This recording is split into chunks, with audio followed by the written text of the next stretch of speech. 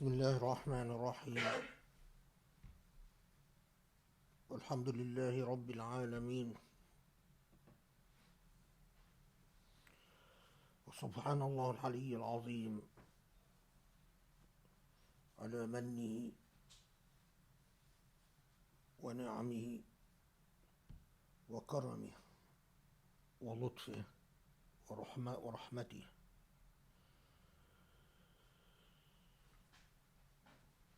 الحمد لله حمدا كثيرا كبيرا،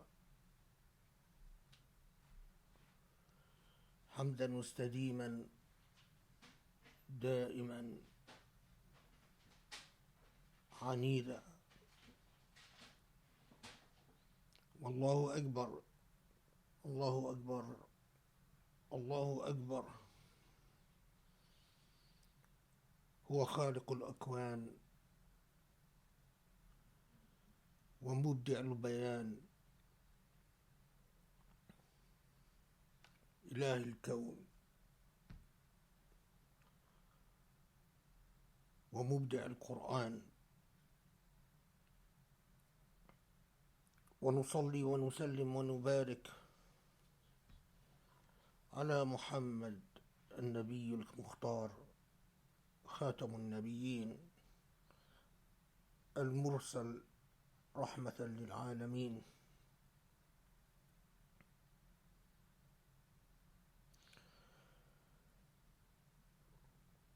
We praise God, acknowledging our gratitude to God, the maker of the heavens and the earth and life itself, whether seen or unseen, whether acknowledged or unacknowledged, and recognize the over existence. There is a Lord who controls, the one sovereign, the one maker. And we pray for peace and blessings upon the Prophet Muhammad and upon all the prophets of God who came to convey a message of liberation for humanity, a message of honor and dignity, a message that we human beings and existence itself is not the result of some accident, coincidence, or happenstance, but that it is designed by purpose and for a purpose, that it belongs to the one and only, the maker of the heavens and the earth,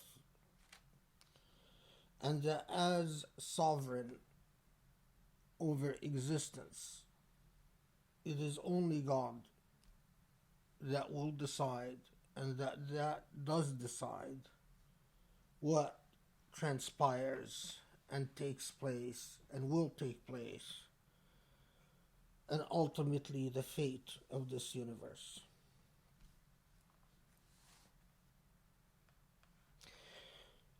First,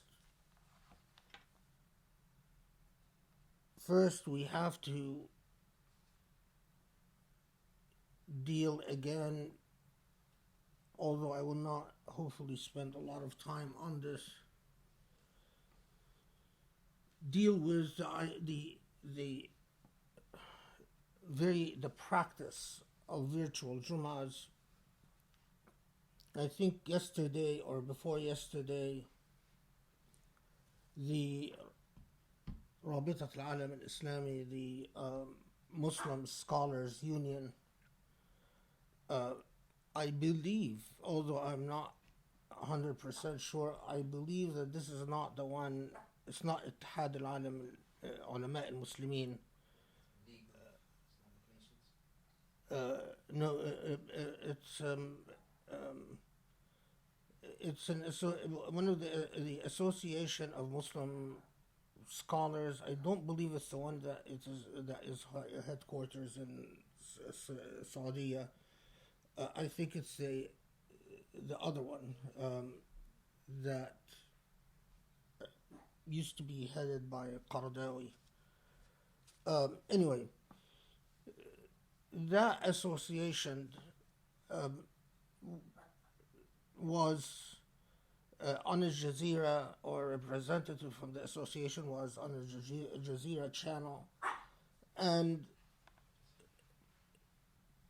uh, uttered what amounts to a fatwa, although I have not seen a written record of it because I've done some research and could not find a written fatwa, but rather it was just verbally communicated.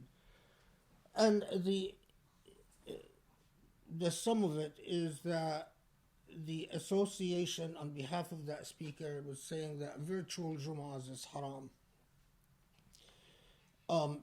That it is inconsistent with the laws of Sharia to conduct during the time of the plague a virtual Jum'ah in any form.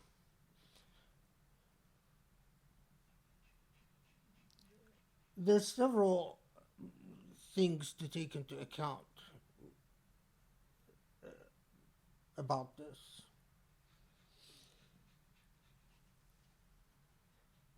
It was right after the stay-home order started popping up and the crisis from the coronavirus. Several virtual Jum'ahs popped up in different places by different people.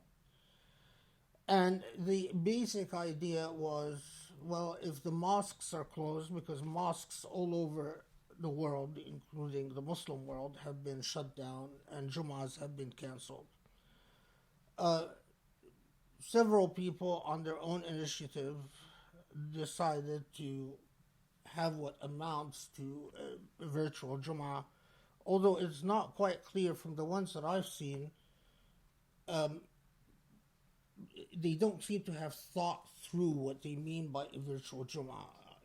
In many cases, it's just someone getting on the podium and saying, here's the khutbah, I'm going to pray Jum'ah, now follow me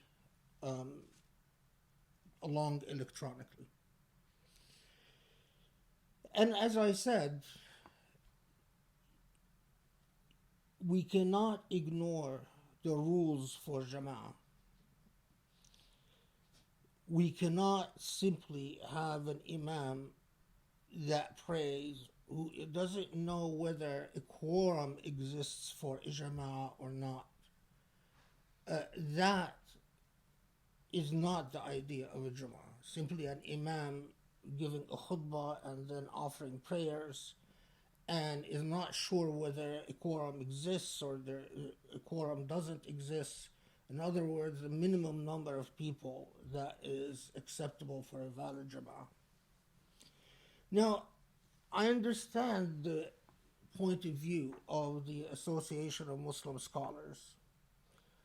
Their point of view is that Jum'ah was mandated in part so that Muslims will commune together. They will come together, meet face to face, shake hands, hug, converse, after offering dhikr, and before dispersing back to their homes, that there is a community of believers that physically come together and physically and collectively do dhikr, worship Allah. And that the idea of a collective worshiping of Allah through these physical bodies that come together, ideally as an ummah, with this feeling that we represent a single people and a single nation, that if you do virtual Jum'ahs, and if virtual Jum'ahs spread and they become the norm, then you've defeated that very important objective of the physical interaction of the Ummah and the coming together of the Jama'ah. And from their perspective, even if there is a plague and we have to close down mosques and suspend Jum'ahs and Jama'ahs for a period of time, there is simply no reason that we create an innovation in ibadat, in innovation, a bid'ah, in worship and in ibadah. When you create a bid'ah, an innovation in the realm of ibadah, in the realm of worship, that's far more serious, and you have to have rather compelling reasons for it. And you have to think cautiously, act through, and in fact invoke the principle of ihtiyat, the principle of precaution, or being cautious before you innovate anything in ibadat, because ibadat are the rituals, the acts of worship, are decreed by God directly. And we don't always know the reason for what the ibadah we do other than God wanted it so. And so that's the logic that they relied on, that even if there is an emergency, so what? When the emergency is done, and there have been emergencies in different forms in the past, especially in the Middle East, wars, various plagues over the ages that have caused very similar things where, for whatever reason, people could not pray Jum'ah or Jama'ah, and it was suspended until the circumstances changed and people returned again to the mosque, and there basically no harm done. And in fact, the association said, if you must, then have a lecture, but pray Dhuhr. Don't pray Jum'ah, just pray Dhuhr, and have a normal lecture, so that we don't change the rules for Jum'ah. Now, there are two considerations, and again, it is because we have to take our Sharia seriously. And if one is irrationally restrictive and conservative, that does a lot of harm. But if one is willy-nilly and very haphazardly doing whatever one pleases when it comes to issues of ibadat, then obviously that will also unravel the thread of Sharia and make it meaningless. So that's why I'm spending time on this again and addressing this issue. Now, there are two considerations here and two things that are worthy of thinking about. I've noticed that since the pandemic in the United States, there have been several people that popped up. Basically, they bring a camera and they sit in front of a camera and they say, here I am, I'm giving a khutbah, often sitting somewhere or sitting behind the desk or standing somewhere. And then they say, okay, here I'm going to pray 2 rak'ahs and this is Jum'ah, just follow me. And they're not even sure whether anyone is praying behind them or and usually they do it as an individual.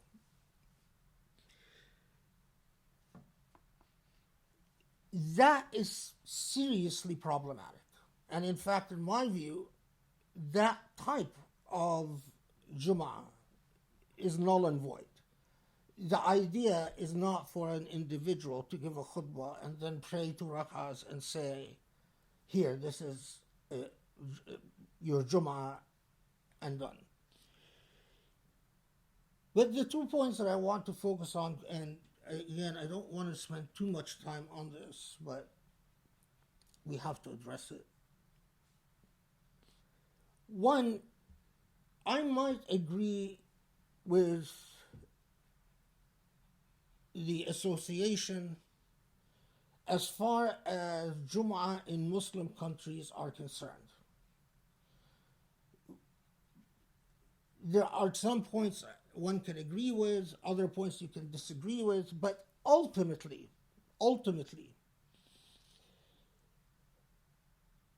if Jum'ah is suspended for however long in these countries, once the crisis is over, once the emergency is over, you reopen the mosques, you hold Jum'ahs again, and the mosques will fill up, and there is effectively no harm done.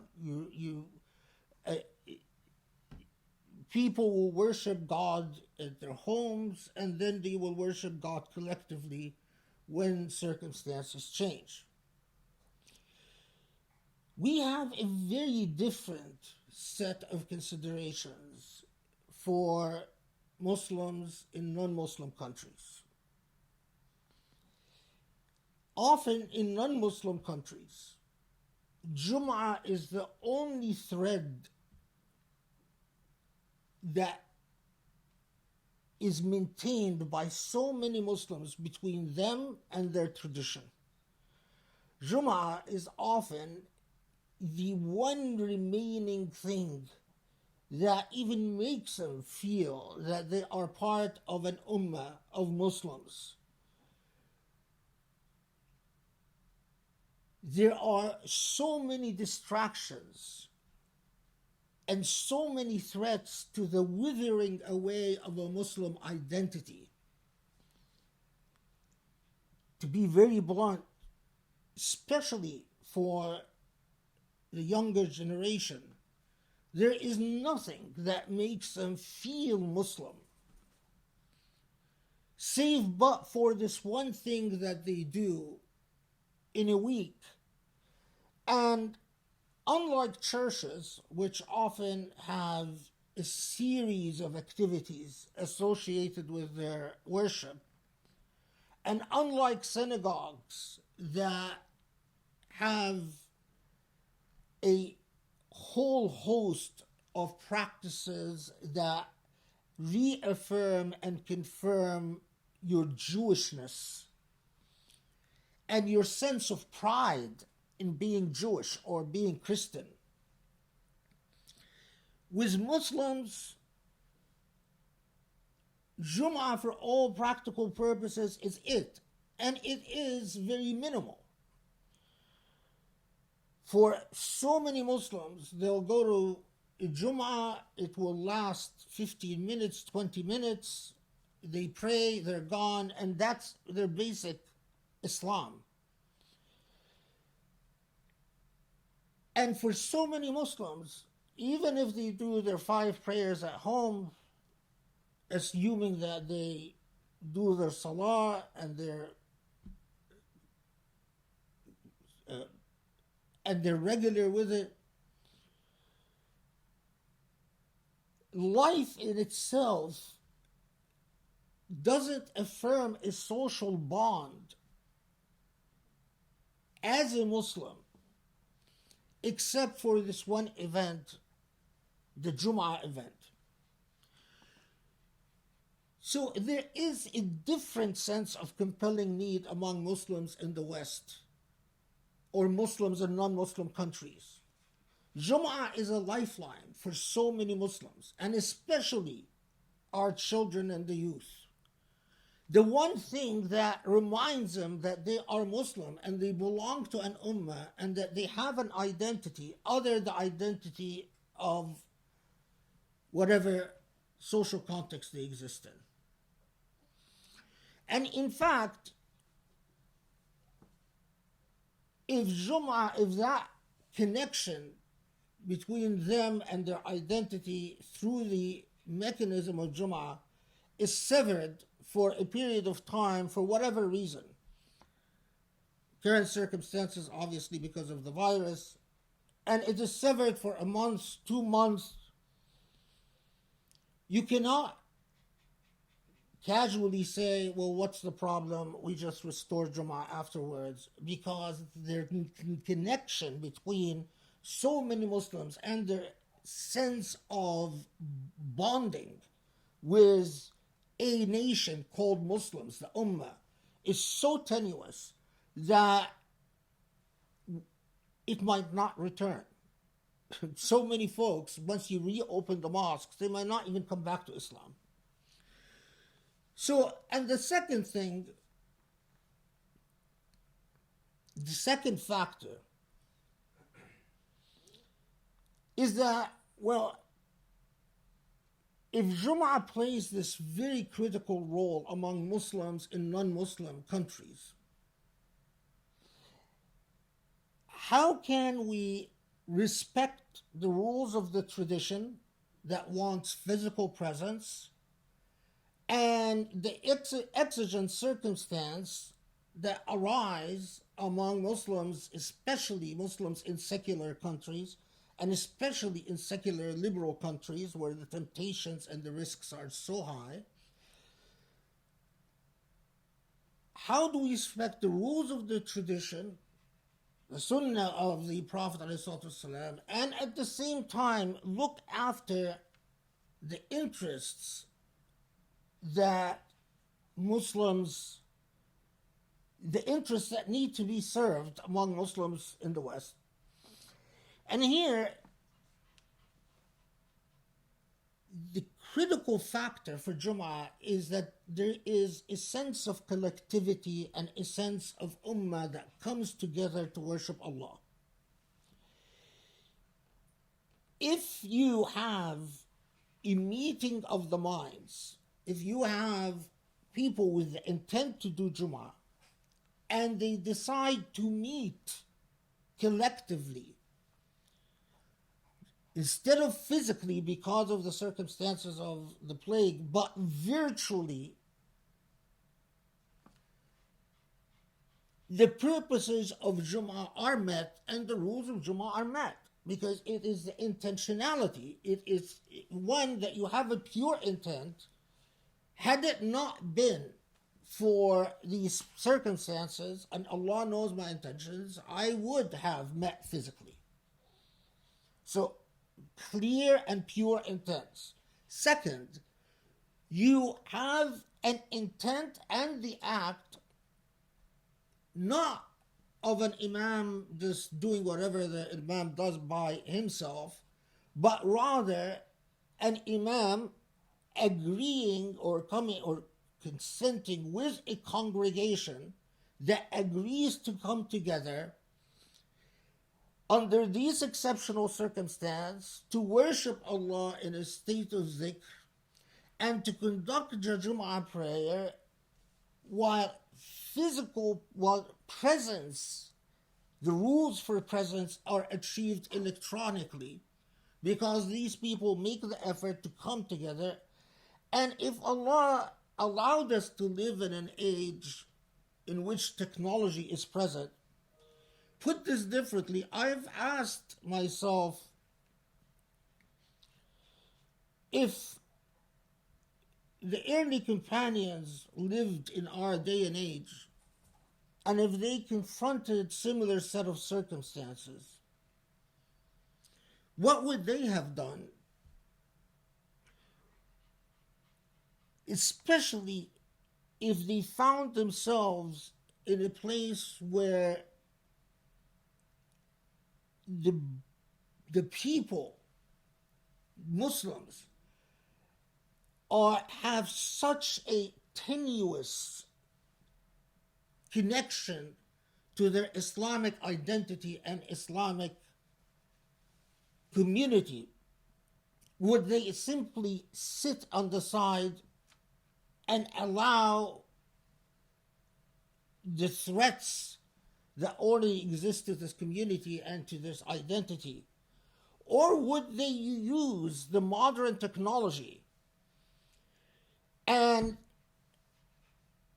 attempt to creatively and daringly fulfill the official roles for Jum'ah, but at the same time come to a compromise that achieves the purposes of Sharia? This is an important point because, for Muslims in the West, I don't think that the Association of Muslim Scholars and what they said about Jum'ah is correct as far as Muslims in the West are concerned, because we have very different concerns and very different worries, and don't use the coronavirus as an excuse to let an essential worship and an essential state of supplication and blessings that come through Jum'ah just simply wither away. And two, if you are going to have a virtual Jum'ah, then please follow the rules of fulfilling the minimum required. If it cannot be done through physical presence, then have it done through meeting of the minds and the intention to form ijma'ah, whether through some form of conference type meeting technology, where people intentionally come together on the net and offer Jumu'ah prayers.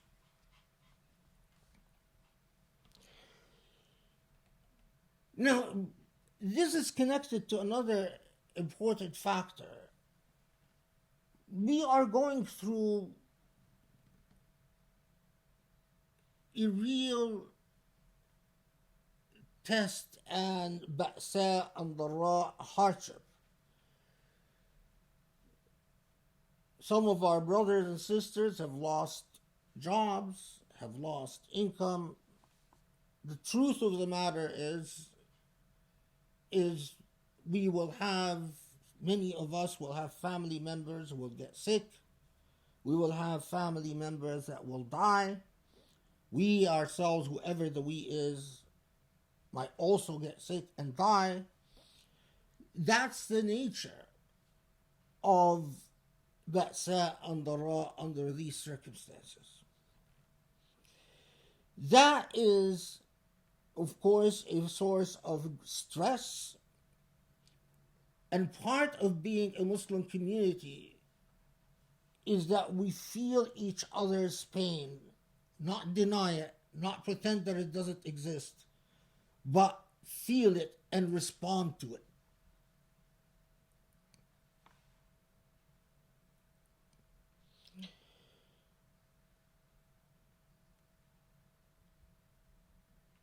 Remember that Allah reminds us that in nations and tribes and peoples before us,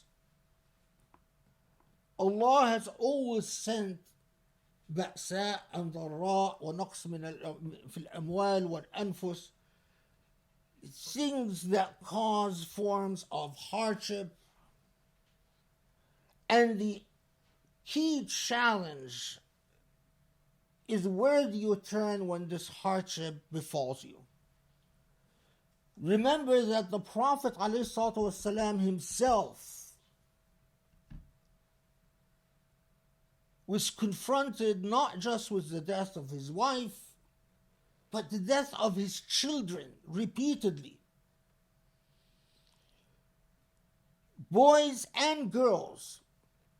Remember that even when the Prophet won his first battle in Badr and returned from the battle of Badr back to Medina, very happy that they were victorious, and this was the first battle in Islam and the first victory in Islam, what was waiting for him upon his return? What was waiting for him is the news of Ruqayya, his daughter, passing away. Ruqayya, his daughter, who was married at the time to Uthman ibn Affan, the famous companion, died while her father was fighting the Battle of Badr and was victorious. And she didn't die from an accident, she died from an infection. Now, we find, by the way, in medieval times, so many people dying young and inexplicably. And because of the circumstances of the age, plagues were not just common, but plagues were seasonal. A seasonal plague would come, hit a locality, go away, then come back and kill some more people. And yet the Prophet ﷺ, upon returning from the Battle of Badr, finds Uthman ibn Affan, his son-in-law, telling him that Ruqayya has passed away, obviously from some type of disease. And we have many portions of people in Medina dying suddenly, like Ruqayya, the Prophet's daughter. And you can imagine that if it was one of us with our modern minds, we would immediately become convinced that Allah has forsaken us, that Allah has cursed us, that Allah doesn't love us, that why Allah has you taken my child? I just fought a battle for you and I just was victorious for your prayer, and this is how you reward me, this is how you pay me back. I mean, you can completely imagine how a modern mind would work if you have just gone to war and become victorious and you are happy and you're saying, I've defeated Allah's enemies, and upon your return, the news that awaits you is your daughter has died. And this is, of course, after the death of his two boys by years, from Khadija, after the death of his beloved wife Khadija, and then eventually every child of the Prophet ﷺ will die except for Fatima, the only child who actually survives. Ruqayya was not a child, but a daughter or a son.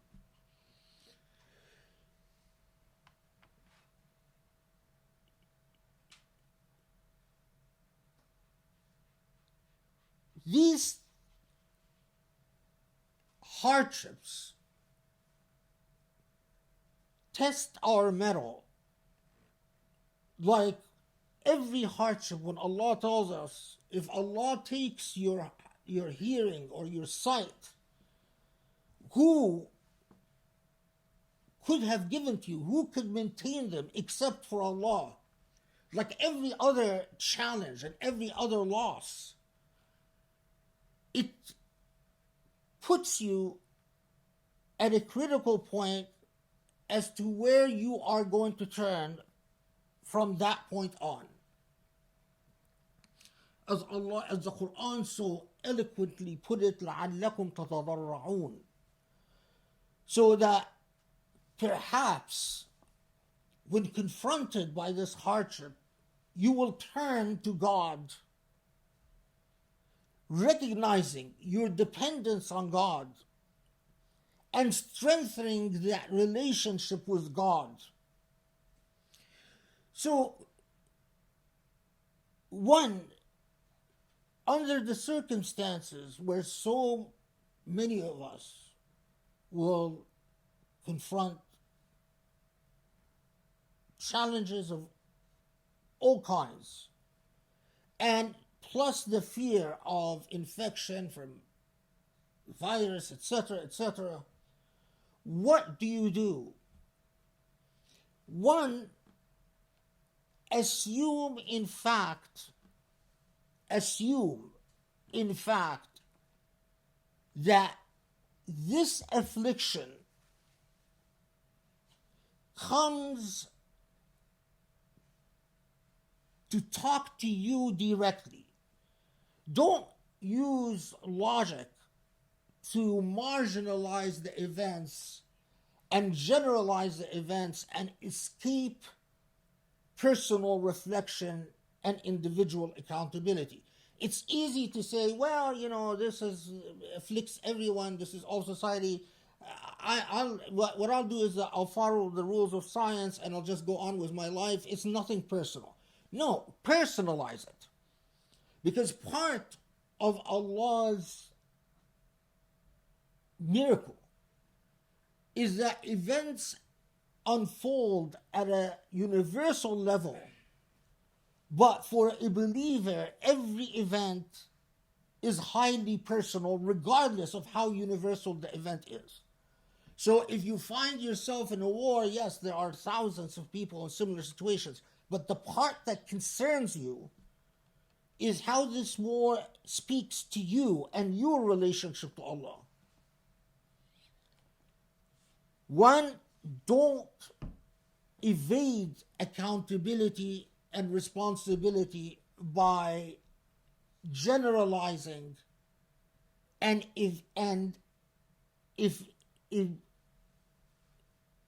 evading self-reflection. Remember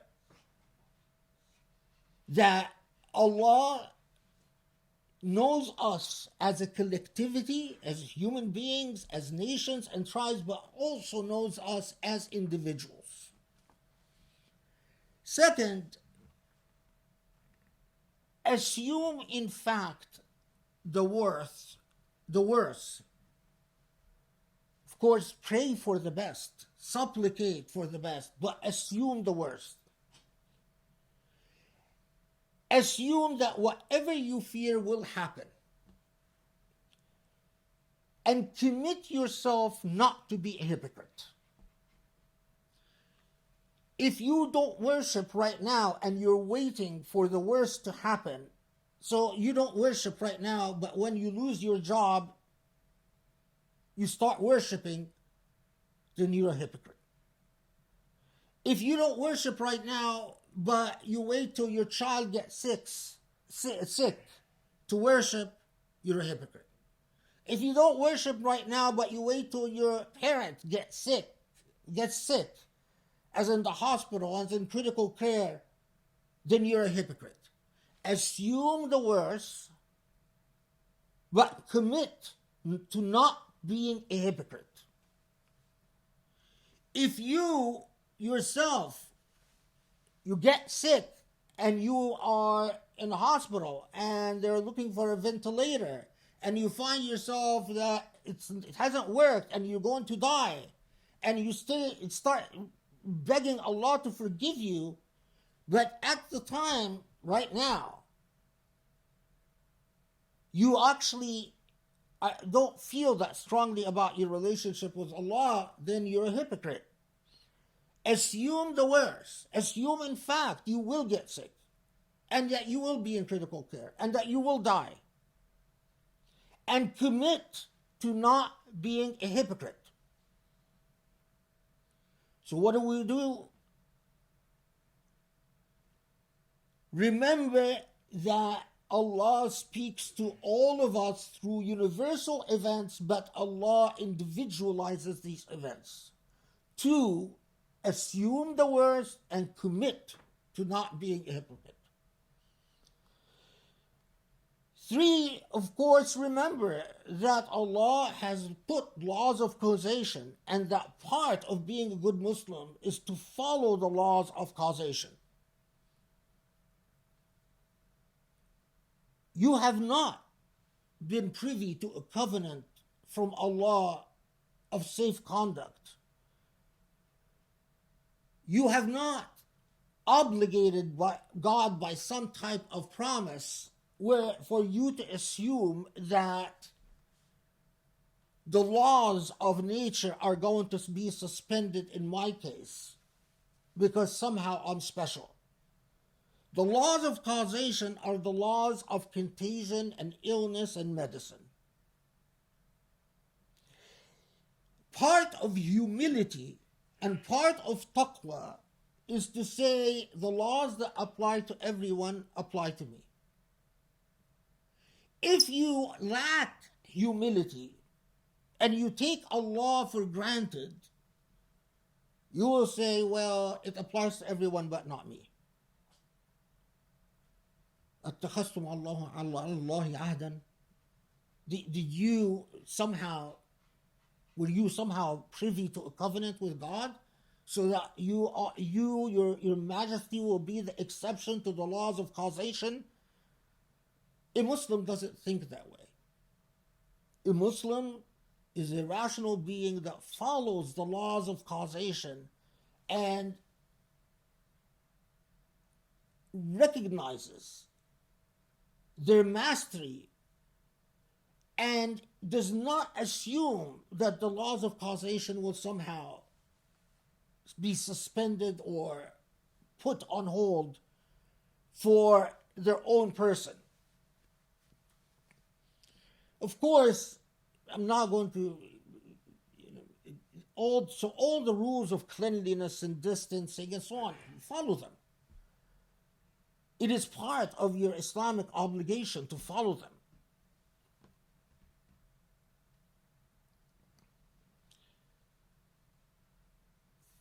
Last point I'll mention in today's khutbah about this.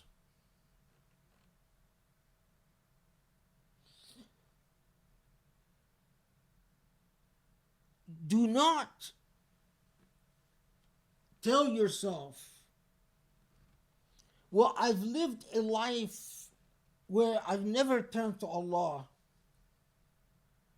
and I have failed myself so many times, I've committed so many sins, I've been a hypocrite in the past with Allah so many times, that now that there is this serious threat, I am ashamed, I'm embarrassed to turn to Allah because I've been a jerk, I've been a loser, I've been whatever in the past. Remember that Allah says very clearly that only those who despair in Allah's mercy and forgiveness are the real hypocrites. This plague is an opportunity for you to come to Allah, and you could ask Allah to keep you safe or not. That's your business. What you ask Allah for is something between you and Allah. But definitely, nothing is worse than sin. Nothing is worse than insisting on not going back and not retreating away from that sin. Nothing is worse than insisting on distancing yourself from your Maker because you've done so in the past. So whether this plague is a punishment for someone or not, it's very easy. If you are an unjust sinner, if you are an oppressor, a zalim, if you are a tyrant, if you are a person who has committed a lot of sins, it is a punishment for you and a warning. Perhaps you will get the point in return.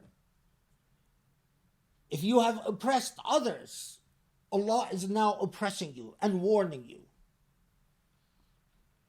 If you, on the other hand, have lived a just life and have not oppressed others and been unfair and unjust to others, then it is not a punishment for you, but an opportunity to bring you even closer to Allah. And you welcome every such opportunity. Remember that أَلَا بِذِكْرِ اللَّهِ تَطْمَئِنُّ الْقُلُوبُ. Remember that the more you do tadarra, the more you supplicate, and the more you beg Allah for closeness, the more your heart will know tranquility and peace when Allah's name is mentioned. For so many people, when Allah's name is mentioned, we get uncomfortable, get nervous, sort of feel like, uh-oh, things got serious. The reason is because you have a lot of unresolved business with Allah. There is a lot of things that embarrass you and that make you uncomfortable, that you and Allah know about, and you haven't resolved them. And so you escape from Allah and you escape from yourself, and ultimately it's silly because you are going to die and you're going to confront Allah, and all escape efforts will be in vain. But that's the way we are. We're silly beings. Human beings are silly. This isn't the opportunity for the unjust to remember their injustice and to reform, and an opportunity for the sinner to come back, an opportunity for the most pious human being in the world to even draw closer to Allah. Think to yourself, what if my child, my loved one, me, myself becomes ill? How will my discourse with God be affected? And commit to not becoming a hypocrite and not being a hypocrite. Start now. Start your process of being at peace and resolving the conflicts within with your Lord and Maker now. Don't wait till you have to get the message in more severe and more drastic ways.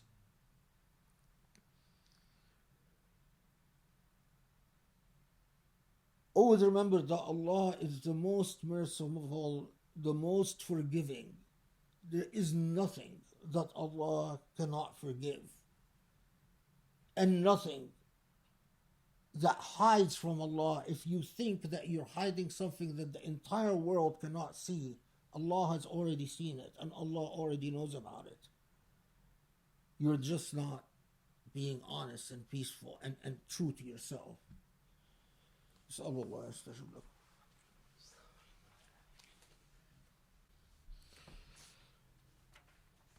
بسم الله الرحمن الرحيم.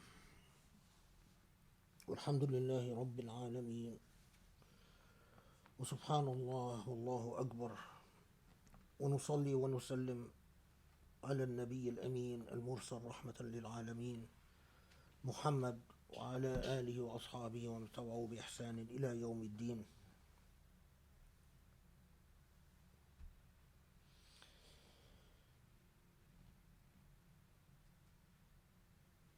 There are so many things that every week I want to talk about that have to do with our tradition. There are so many things within our majestic and wondrous intellectual and spiritual heritage that you want to share with people, but circumstances arise and Jum'ah must address circumstances that come up that are directly relevant to people.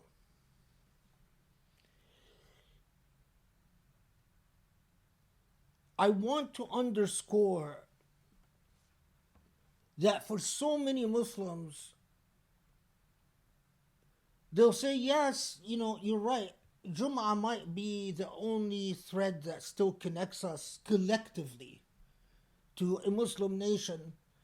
But we go to so many mosques and the khutbahs are terrible. The khutbahs have nothing to do with anything. Khutbahs, basically people showing off their Arabic, citing, quoting verses and hadith, often that with minimal effort to exert their intellect so to make them relevant, in many Muslim countries, khutbahs are carefully monitored and controlled by governments. So you actually get nothing outside from the khutbahs that are presented by intention. Intentionally, the khutbahs are actually overseen by security forces, by Amn al-Dawla, by the who make sure that there is nothing in these khutbahs in Muslim countries that can actually make a Muslim feel that Islam is relevant to anything in existence. And of course, part of the irony is that we live in an age in which there is the blessing and the curse of social media, because it is possible that through the medium of social media, that the static and brain dead and completely anachronistic khutbahs, anachronistic meaning khutbahs that have no relevance to the day and age in which they live, but seem to have come from some medieval platform that is transposed from the past and simply spewed out in the modern. It might be an opportunity to challenge this dead discourse with some daring and honest speech where you actually demonstrate that colonialism failed in making Islam a dead religion. In another opportunity, because I don't have time today, one of the most remarkable things, and I know that people just, often I meet people and they'll say, I'm reading about the Abbasi history. And I say, oh, what are you reading? I say, oh, well, we're just reading Wikipedia. It really upsets me. No, if you're reading things on the net, it doesn't mean you're reading. If you're reading things on the net, it doesn't mean you are educated. Scholarship requires scholars, not spewing off whatever people spew off on the net. A lot of the things that I read about Islamic history, especially in sources like Wikipedia, are so full of errors and simply bizarre ignorance. Often it's intentional. Anyway, going back to this issue of khutbah.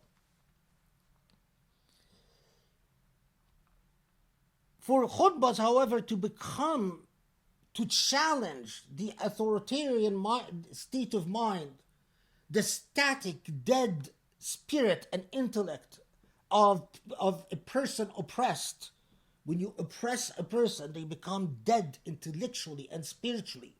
They can no longer generate creativity, because the first thing that dies through despotism is creativity. A person learns fear, and fear often kills and deadens creativity. In order to have that, first, you have to have khatibs that are committed to the principle of truth, and that feel that and are convinced and are internally have a powerful conviction that unless they speak the truth,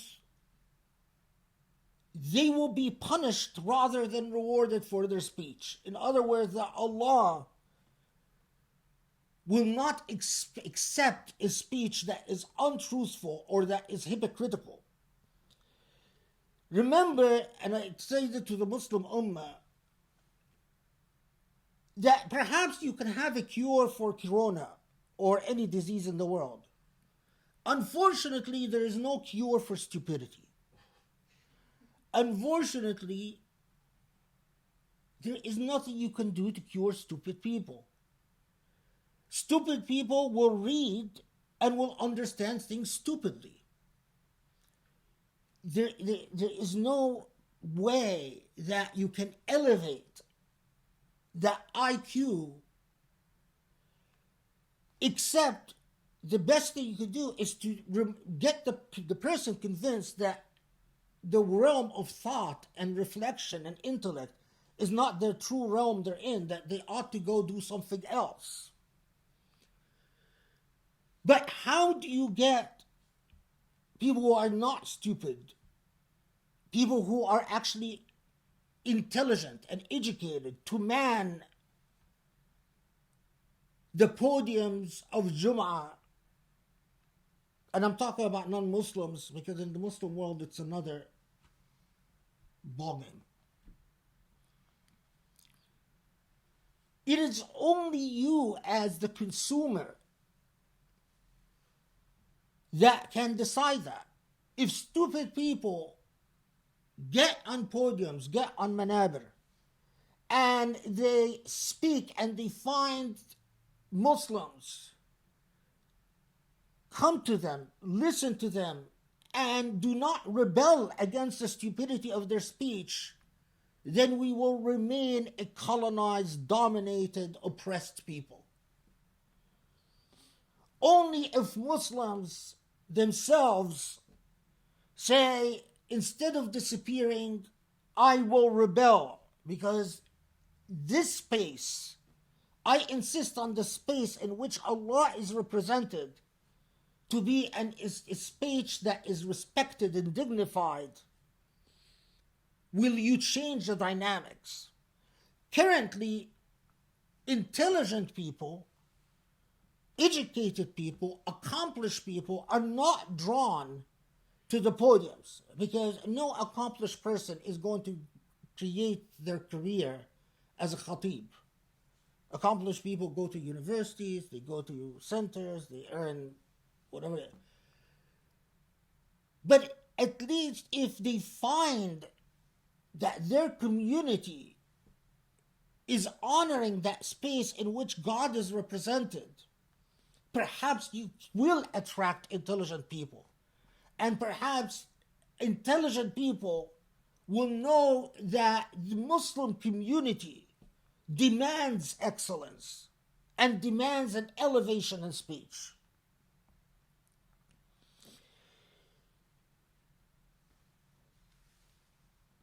Let me just very quickly, we've reached a point where you have one of the largest institutions of fatwa in the Muslim world, Dar al-Fatwa al-Masriya,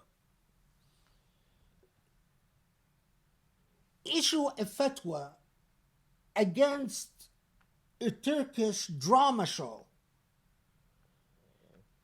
They issued a fatwa against a Turkish drama show called, I think, Ortugal or something like that, saying that it is haram to watch the show. Why? Because the Egyptian government, of course they say because I mean, it's hard to find something intelligent in what they said.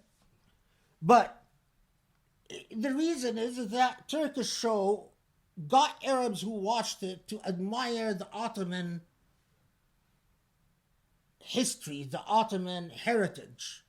And the Egyptian government hates the Turks and hates the Ottomans. And so Dar al-Fatwa al-Masriya, this is the official ifta of Egypt, takes an official position telling people it's haram to watch a Turkish show. When you have someone like Wazir al-Awqaf, the head of Awqaf in Egypt, say that it is the Muslim Brotherhood who is spreading corona, and it is the Muslim Brotherhood behind the corona plague in order to spread the evil of the Muslim Brotherhood.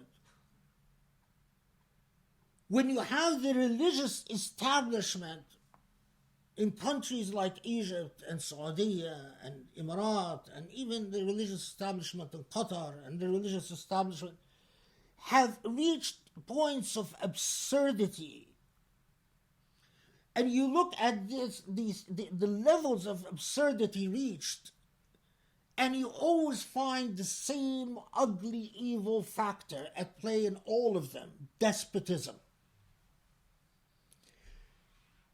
For Muslims in the West, it is a powerful message that those among you who travel to Saudi or travel to Egypt, to Azhar, or travel to Tunis, or travel to Mauritania, learn a little bit of Arabic and so on, and come back from there and spew off Arabic verses and Arabic terms, and spew off hadith here and hadith there, and the Quranic verse here and the Quranic verse here, and use that as a position of authority and authoritativeness, but ultimately do not elevate your intelligence in their discourse. They are importing the ugly, demonic stain of despotism from Muslim countries to Muslims in the West.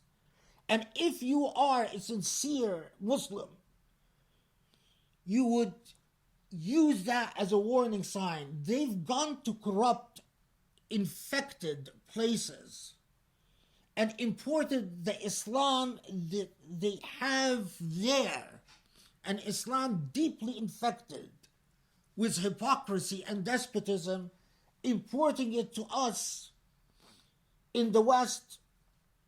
And in that, your intelligence is stunned,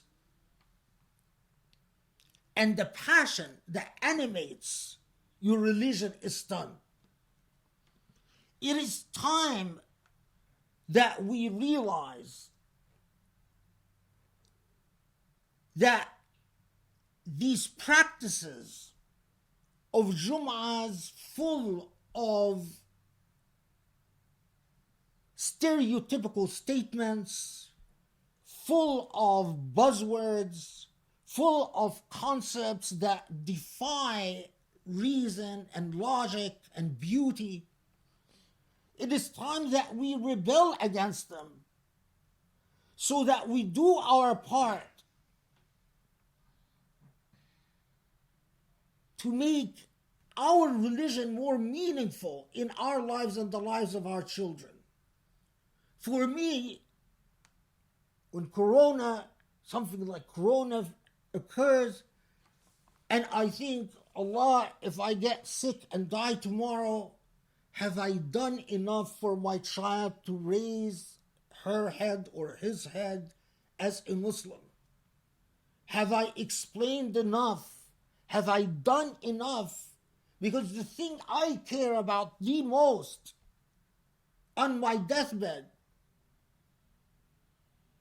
well, of course, that first, that I don't end up in hell. But second, is that my child doesn't end up in hell. The thing I care about, and I've reflected upon this a lot, if it's the one thing, it's not the money, it's not the job, it's not the career, it's not the degrees, is that I want my child to grow up not just a Muslim, but a proud Muslim. To die like I will die, a proud Muslim. And to ultimately to meet them in heaven. Ultimately, my dream is in the same way I pray all the time that my mother and my parents will be in heaven and that I meet them in heaven. I want to meet my children in heaven. I don't want for me to make it and one of my children not to make it, or my children not to make it. So I ask myself these ultimate questions, and I try to make my peace with Allah while I am still standing, still coherent. And if Allah chooses, whatever Allah chooses, then I've already considered that option and reconciled my peace, reconciled myself to it, and achieved the level of peace. And I advise you to do the same. Ask yourself, if you die tomorrow, what will be the most important for you? If it is not that your child live and die as a Muslim and other than you, then something is wrong about your relationship with Islam. اللهم اعف عنا اللهم اغفر لنا اللهم ارحمنا يا علي يا عظيم اللهم قنا من كل شر. Allah, forgive our sins, strengthen our faith, protect us from every evil, and protect us from illness and disease. Make us closer to you and grow ever closer to you, Ya Allah. الله يأمر بالعدل والإحسان وإيتاء ذي القربى وينهى عن الفحشاء والمنكر والبغي يعظكم لعلكم تذكرون وأقيموا الصلاة